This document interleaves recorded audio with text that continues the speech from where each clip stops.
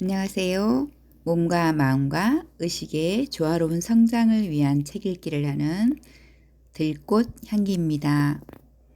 오늘은 어느 중학교 도덕교사의 두 번째 삶을 위한 기록으로 책 제목은 공황장애가 시작되었습니다. 라는 책을 소개해 드리겠습니다. 작가님은 정윤진 님인데요. 우리 정윤진 님은 흔들리는 내 마음을 아무도 모른다. 굳이 설명하지 않아도 내 안의 아픔을 알아보는 사람은 누구도 없다. 그 존재적 외로움을 철학자를 사랑하며 해소했다. 14년을 중학교 도덕교사로 살며 학교, 집, 도서관이 생애 전부인 사람이었다. 교권 침해로 공황장애와 우울증을 앓게 되면서 직접 경험으로 얻은 수많은 번뇌와 깨달음을 기록하며 상처받은 치유자, 운디드 힐러로 살고 있다. 불완전하고 나약한 내가 할 수 있는 것은 그저 힘겨운 현실을 견뎌내며 나의 경험을 날 것으로 기록하는 것이었다. 충분한 시간을 들여 그럴듯한 정답을 찾지 못했다. 애초에 정답은 세상에 없었다. 나를 짓누르는 삶의 무게를 덜고 토해내야만 살 수 있는 거칠지만 솔직한 나의 말을 했다. 나의 상처, 고통, 치유의 기록이 누군가의 마음을 알아주는 단 한 사람이 되기를 기도한다. 지금 블로그, 인스타그램, 네이버 TV, 네이버 오디오 클럽, 힐러즈 인 티어스 나잇을 통해 자신 안에 치유의 힘을 끌어낼 수 있도록 곁에서 손잡아주고 듣는 사람으로 살고 있다. 작가님의 소개를 잠깐 마쳤고요. 책 제목이 공황장애가 시작되었습니다. 라는 제목인데 상처조차 아름다운 당신에게를 쓴 저자 정여울님의 추천서를 먼저 읽어드리겠습니다. 공황장애가 시작되었습니다는 공황장애의 발병에서 치유까지 그 끝이 없어 보이는 고통의 터널에서 벗어나기까지의 과정을 감동적으로 증언한다. 공황장애뿐 아니라 수많은 정신질환의 공통점은 우리가 간절히 타인의 도움을 필요로 하는 존재임을 반드시 깨달아야 치료의 길도 보인다는 점이다. 때로는 이 아픔이 오직 나만의 것처럼 느껴질 때가 있다. 누구와도 소통할 수 없을 것 같고 이 아픔이 세상의 전부인 것 같을 때 그때 우리에게 필요한 것은 나도 그랬어요. 나와 함께 이겨나가요. 라고 속삭이며 손을 내밀어 줄 친구다.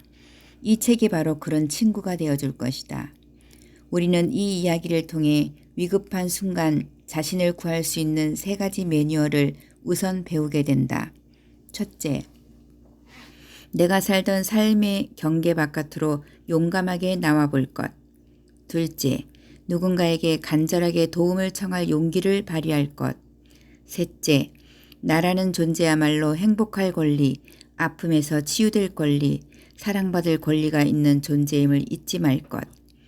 이 밖에도 수많은 위기 탈출의 매뉴얼이 이 책 속에 듬뿍 담겨 있다. 이 이야기는 공황장애만의 해결책은 아니다. 오직 나만 앓고 있는 것 같은 참혹한 고통과 싸우는 모든 이에게 용기를 주는 책이다. 네, 저는 이 책의 프롤로그와 에필로그를 중심으로 소개를 간단하게 하도록 하겠습니다. 먼저 프롤로그. 그 안정적인 직장을 왜? 아무리 힘들어도 그 좋은 직장을 왜? 지금은 아무래도 합리적 선택이 안 되니까 시간을 갖고 생각해 보길 바라. 사표를 내고 싶다는 말에 매번 듣는 얘기입니다. 안정적이고 노후가 보장된다는 것만으로 정말 좋은 직장일까요? 한때는 교사가 되기 위해 하루 13시간 이상을 경주마처럼 양옆이 가려진 독서실 책상에 앉아 있었습니다. 교사만 되면 영혼이라도 팔 기세로 기도하며 공부했고 고시생이던 그 시간이 너무 힘들어 절대 임용고시 재수는 없다고 이를 악물었습니다. 학생 때는 집보다 학교가 좋았습니다. 모범생이었던 저는 성적도 중상위권을 유지했기에 선생님들에게 예쁨 받는 학생이었습니다. 한편 가난하고 남아선호 사상이 강했던 가정의 셋째 딸인 저는 있으나 없으나 티도 안 나는 부모님 관심 밖의 아이였습니다. 공부하라는 말보다 여자가 대학 가서 뭐하냐는 소리를 듣고는 했습니다.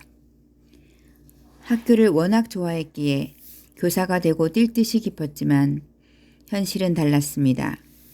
수업은 교사가 하는 일에서 많은 부분을 차지하지 않았습니다. 담임으로서 해야 하는 생활지도와 넘쳐나는 업무량에 정신을 차릴 수 없었습니다. 또한 조직의 특성상 보수적이고 권위적인 분위기, 컴퓨터를 능숙하게 다루지 못한다는 핑계로 후배 교사에게 일을 떠맡기는 선배 교사들을 보았습니다. 14년의 교직 생활 동안 단 1년을 제외하고 저는 교무실의 막내였고 마지막 근무 당시 서열이 뒤에서 6번째였습니다. 14년의 경력에도 여전히 초임 교사와 같은 겸손한 자세로 일을 잘해야 하는 아이러니한 상황을 견디고 있었습니다. 중간중간 육아휴직을 하고 복직했던 학교는 업무 사이트만 바뀌고 모든 것이 그대로였습니다. 14년 동안 세상은 엄청나게 바뀌었는데 학교만 바뀌지 않았습니다. 여전히 학생의 복장, 화장, 머리 모양을 단속하는 통제를 위한 집단 속에서 그 어렵다던 임용고시를 통과한 우수한 교사들이 하향 평준화되고 타성에 젖는 것을 매번 목격했습니다. 도대체 학교가 군대나 교도소와 다른 점이 뭐지? 자본주의 시스템에 순응하는 노동자를 기리는 듯한 문화 속에서 늘 답답했습니다. 그러던 중 2019년 스승의 날, 인생이 전환되는 사건을 겪게 되고 사람에 대한 배신감이 너무 큰 나머지 삶에 대한 모든 의욕을 잃었습니다. 나 한 사람부터 라고 생각하며 변화될 수 있을 것이라 생각했던 교직 문화에 대한 희망은 절망으로 바뀌었습니다. 그 후 몇 개월을 침대에만 누워 좀비처럼 약에 취한 채 죽지 못해 사는 멈춰진 시간이 지났습니다. 그 와중에 일어난 남편의 부상과 꽃다운 여배우의 죽음은 온전히 쉴 수 있는 곳으로 가고 싶다 해서 정말 내가 원하는 게 죽음인가? 라는 생각을 하게 했습니다. 죽음을 선택하기 전에 살면서 단 한 번이라도 정말 내가 간절히 원하는 것을 찾는 시간을 가져봐야겠다 하는 인식의 전환을 겪는 계기가 되었습니다. 지난 2019년 10월 16일 사건 발생 5개월 후 저는 울타리 밖으로 나왔습니다. 그동안 경험하지 못했던 경계 밖의 세상 속에서 사소한 성공을 지금까지 이어가고 있습니다. 매일 어제보다 나은 최상의 나를 만드는 0.1%라도 느리지만 꾸준히 성장하는 삶을 살며 나를 이기는 사람으로 거듭났습니다. 죽음의 날만 기다리던 저에게 두 번째 인생이 시작된 것입니다. 생각을 바꾸고 행동하는 과정에서 멘토와 동행자를 만나며 공감을 통한 치유의 기적을 경험했습니다.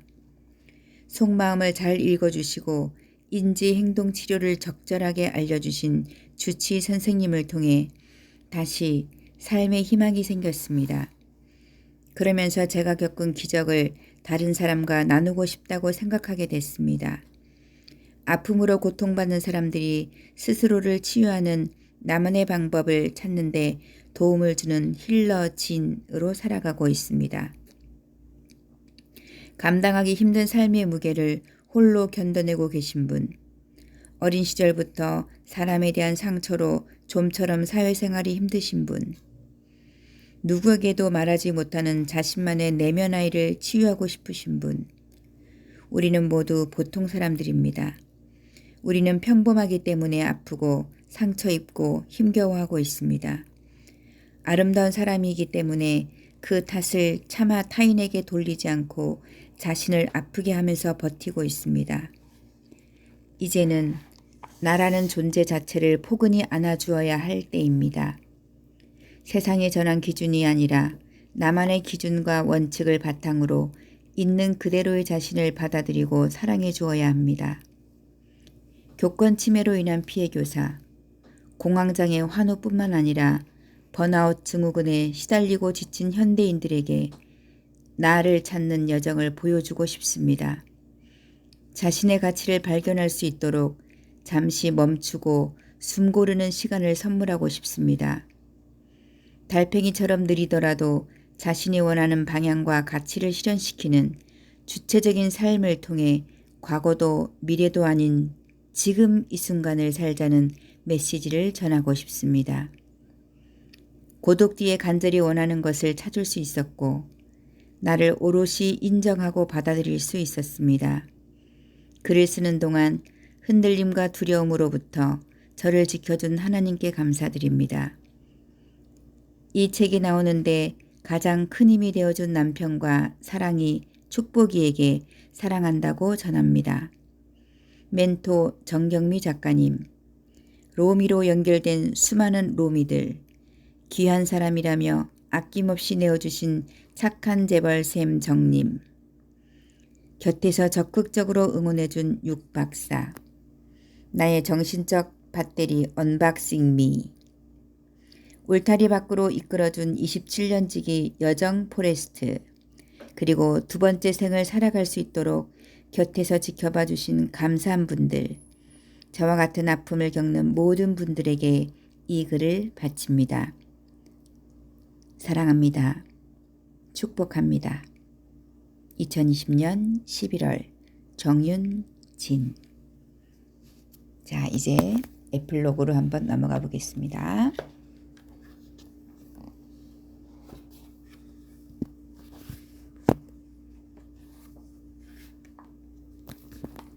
자, 에필로그. 질병을 숨기는 사람들. 연예인병으로 알려진 공황장애. 대중적으로 많이 인식된 질병임에도 블라인드 처리가 되어서 다양한 정보를 찾기가 어려웠다. 여전히 신경정신과적 질병은 나약하다거나 정신력이 약한 탓이라는 등 개인이 참고 견뎌야 할 문제로 대수롭지 않게 치부하는 사람들이 많다. 하지만 뇌 속 신경전달 물질의 균형이 깨진 의학적인 문제이자 적극적인 치료가 필요한 질환이다. 발병 전까지는 나도 공황장애라는 질병에 관심이 없었다. 그러나 발병 후 공황장애와 관련된 정보를 찾으면서 생각보다 많은 사람들이 공황장애를 앓고 있으며 자신이 환자임을 드러내지 않는 것을 알았다. 또는 자신이 환자인지 의식하지 못한 채 상처받으며 살아가는 사람들도 있다. 공황장애 환자라는 주홍 글씨. 이 글을 쓰면서 매일 두려움을 이겨내야 했다. 나는 다시 교직으로 돌아갈 수 있을까? 공황장애를 앓았던 교사가 담임이라는 것을 학부모나 학생들은 받아들일 수 있을까? 그냥 개인적으로 알고 치유하면 되는 병을 굳이 책으로 알릴 필요가 있을까? 내 글이 사회적 가치가 있을까? 지극히 개인적인 이야기인 내 책을 누가 읽기나 할까? 머릿속을 가득 채우는 의문과 두려움에도 불구하고 매일 용기를 내어 노트북 앞에 앉아서 한 꼭지에 글을 쓰기 위해 노력했다. 매일 나를 이기고 글을 완성한 나를 칭찬해주고 싶다. 세상 속에서 자신의 고통을 감추고 애써 외면하는 데 익숙한 사람들에게 위로를 전하고 싶었다. 공황장애 환자의 이야기와 함께 자연인 나라는 사람의 이야기를 쓰기로 마음먹었다. 사람에게 상처받은 이야기, 누구나 겪을 수 있는 이야기를 최대한 담담하게 풀어내려고 노력했다. 그리고 나는 이렇게 치유하고 있어요. 라는 그 과정 자체를 알리고 싶었다. 공황장애 진단을 받고 관련 정보를 모았다. 그런데 환자 당사자가 쓴 책을 찾기가 힘들었다. 신경정신과 전문의가 쓴 책이나 한의원에서 안내하는 글이 아니라 당사자가 스스로 극복한 이야기를 알고 싶었다. 직접 아픔을 겪어본 사람만이 온전히 같은 아픔을 겪고 있는 사람을 공감할 수 있다. 불쑥 찾아오는 공황이라는 죽음의 공포를 어떻게 견뎌내었는지, 얼마나 힘겨웠는지 그런 이야기를 듣고 싶었다. 불안이나 우울과 같은 관련된 책은 죽고 싶지만 떡볶이는 먹고 싶어 이후로 쉽게 찾을 수 있었지만 공황장애와 관련된 책이 없는 게 아쉬웠다. 지금 이 순간에도 자신의 질병으로 인해 고통받는 사람들과 여러 가지 이유로 정신과 의사를 만나지 못하는 외로운 사람들에게 누군가 있어야 하지 않을까? 같은 고통을 겪는 사람이 당신 혼자가 아니에요. 저도 아파요. 라고 말해주는 사람이 있다면 고통의 깊이를 줄일 수 있을 것이라 생각했다. 다른 사람은 다 잘 사는데 나만 아프고 힘들다는 생각이 가장 큰 고통이 된다는 것을 잘 알고 있기에 누구에게도 말하지 못하는 사람들에게 용기를 주고 싶었다. 나만 힘들어가 아닌 나만 힘든 게 아니구나 라는 생각의 전환만으로도 큰 위로와 공감이 된다. 공황이 찾아오면 어떻게든 통제하기 위해 부들부들 떨리는 사지를 껴안으며 쪼그려 앉아 눈물 흘렸던 수많은 순간들을 이해해주는 사람들과의 연결점이 되고 싶었다. 전문가의 임상 지식보다 실제 아픈 사람의 이야기가 같은 질병을 겪는 사람들에게 주는 공감이 매우 크다는 것을 안다. 10여 년을 수면제를 복용하며 우울증과 싸우는 사람과 대화를 나누는 우연한 기회가 있었다. 10년이 넘는 세월 동안 수십 개의 신경정신과를 방문했다고 했다. 그러나 늘 의사를 신뢰할 수 없었다고 한다. 저 사람이 진짜로 내가 겪는 고통을 알고 말하는 걸까? 의사는 멀쩡하고 잘난 사람이잖아. 나를 미친 사람이라고 생각하면서 저렇게 얘기하는 것은 아닐까? 의사를 신뢰하지 못하니 처방받은 항우울제, 항불안제, 신경안정제 등을 먹지 않았다고 했다.